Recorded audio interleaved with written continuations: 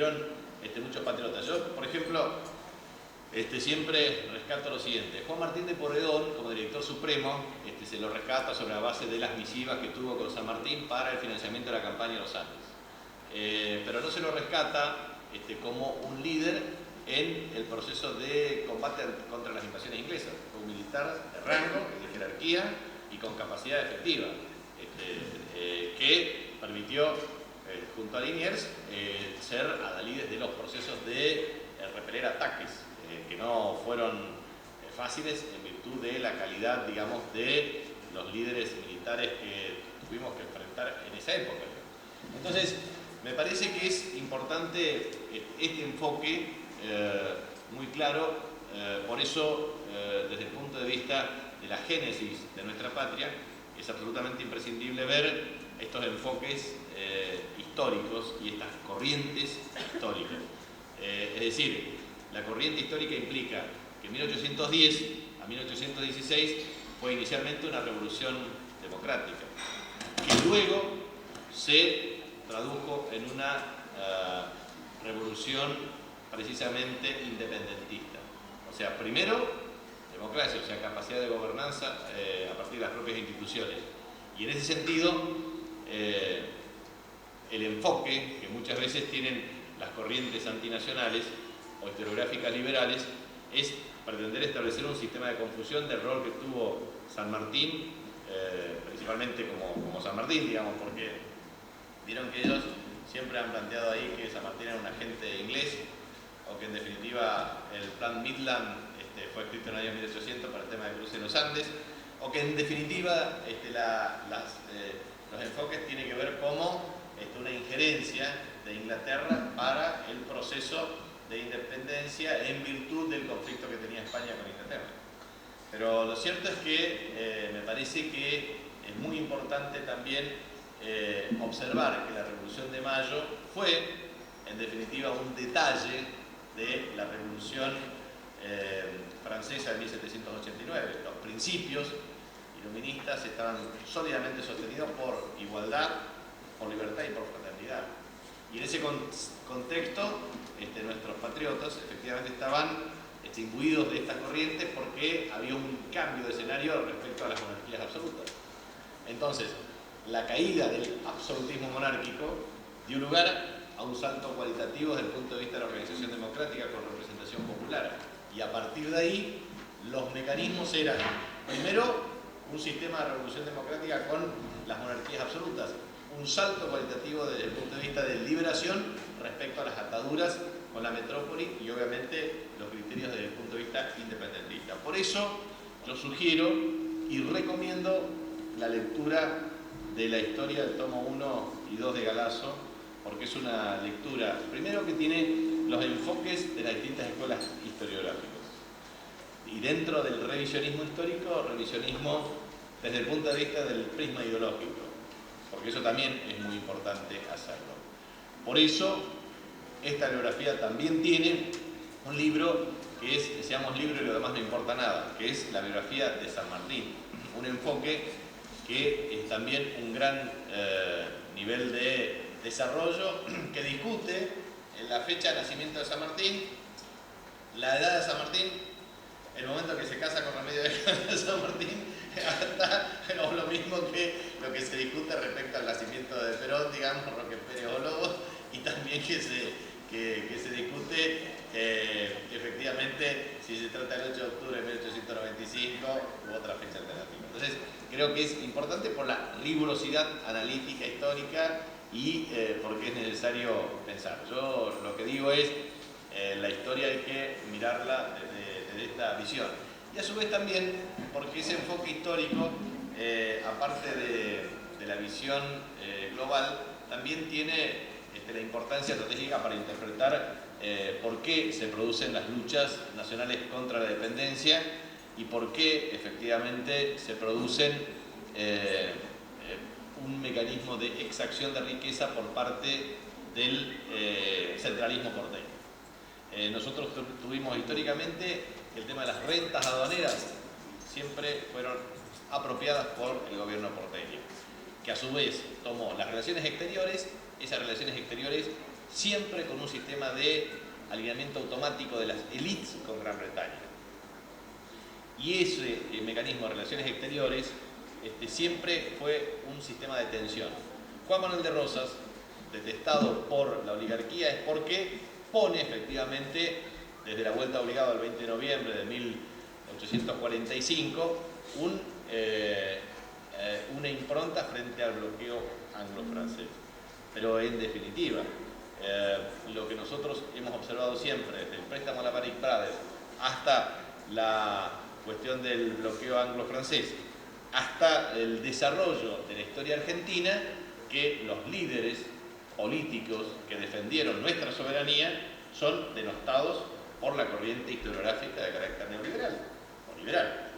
Entonces, ¿por qué? Bueno, primero porque en materia de relaciones exteriores implicó no alineamiento automático del Imperio Británico. En segundo lugar, el problema central de la libre navegabilidad de los ríos. ¿Por qué razón?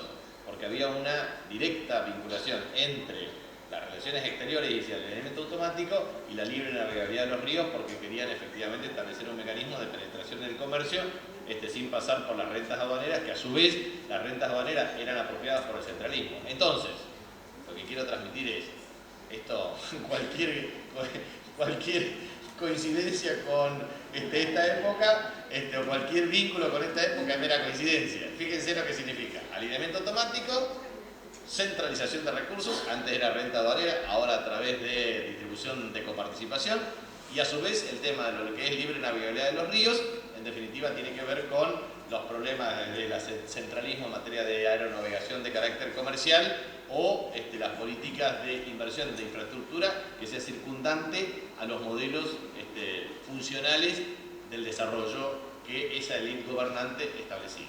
O sea, la élite gobernante en Argentina fue muy clara: el modelo agroexportador funcionó y fue funcional a los intereses británicos.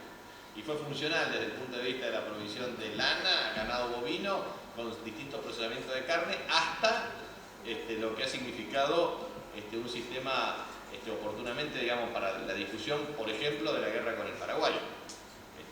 Hay una teoría y un enfoque que yo adscribo y adhiero, que cuando se produce la guerra de la secesión americana entre 1862 y 1865, se produce en el marco del desenvolvimiento de la segunda revolución industrial, de base textil. Ustedes vieron que el Imperio Británico, a través de la historia, tuvo un primer enfoque con Enrique VIII. Y Enrique VIII promovió el desarrollo del dominio marítimo, sobre la base de los cañones que fueron impulsados por los barcos.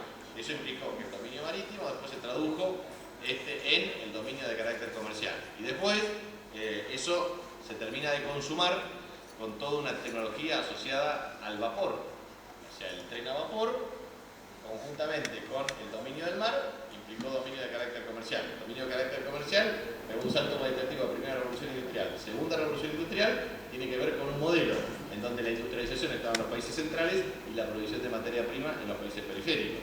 Era la relación típica entre colonia y metrópoli. La colonia y metrópoli fue la relación con España. España, que obviamente fue uno de los imperios, digamos, según se toma en consideración el siglo XVI, siglo XVII y siglo XVIII, el Imperio Británico, son imperios soviéticos, digamos, llegó a 42 millones de kilómetros cuadrados, pero de 510 millones de kilómetros en el mundo, o sea, 20-25% de la superficie del planeta y 15 o 20% del total de habitantes del mundo. O sea, ¿por qué? Tenían un dominio estratégico del mar y tenían dominio estratégico de los territorios, que a su vez era dominio estratégico de la cultura, que a su vez, obviamente, tenían dominio estratégico desde el punto de vista del impacto inclusive de la religión. O sea, el acuerdo del Papa Alejandro VI con el tema del Tratado de Tordesillas, con Fernando de Aragón e Isabel de Castilla, originó básicamente la expansión de los territorios americanos, del descubrimiento de América, y eso posicionó estratégicamente que hoy el catolicismo sea la primera religión del planeta con 1.200 millones de personas y 2.000 millones de cristianos. O sea, no es casualidad el rol geopolítico con los acuerdos de carácter estratégico. Entonces, para volver a eso, lo que yo digo es, en la historia argentina, la renta aduanera, eso implicó la centralización de recursos. Estuvo asociado al monopolio de las relaciones exteriores, sobre la base del alineamiento a los intereses del imperio. Y a su vez, efectivamente la relación de la libre navegabilidad de los ríos, que tiene que ver con el dominio estratégico de los sistemas de transporte para el modelo de acumulación de capital. Entonces, lo que yo decía con respecto a la guerra del Paraguay entre 1875 y 1870 y la guerra de la secesión americana entre 1862 y 1865 es que precisamente el principal proveedor de materia prima estratégica, que era el algodón para el desarrollo de la industria textil, era Estados Unidos. Estando en guerra no lo podía garantizar. Un segundo garante estratégico era Paraguay.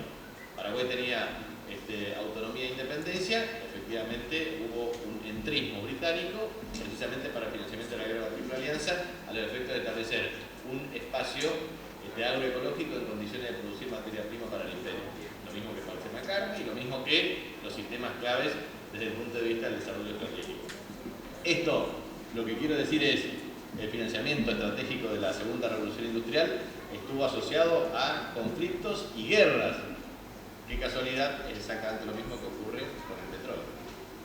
Entonces, lo que quiero decir es que la bibliografía que nosotros tenemos acá es una bibliografía que nos permite tener un entendimiento y una comprensión de la historia. Por lo tanto, no pretendo sustituir el tema de los comentarios de los libros, será motivo y espero que les venga muy bien poder leerlos. También me parece muy importante acá el tema de ponernos de acuerdo en formación doctrinaria y filosófica. Primero, ¿qué es una ideología? ¿Qué es una doctrina? ¿Qué son formas de ejecución? ¿Qué es la teoría? Entonces, la primera cuestión que nosotros vamos a exponer ahí, digamos con mucho detalle, es el tema siguiente. Ideología forma parte de un sistema de ideas. Ideas tiene que ver con un prisma y o visión de una parte respecto a la comprensión del todo. De eso se trata la ideología. O sea, estudio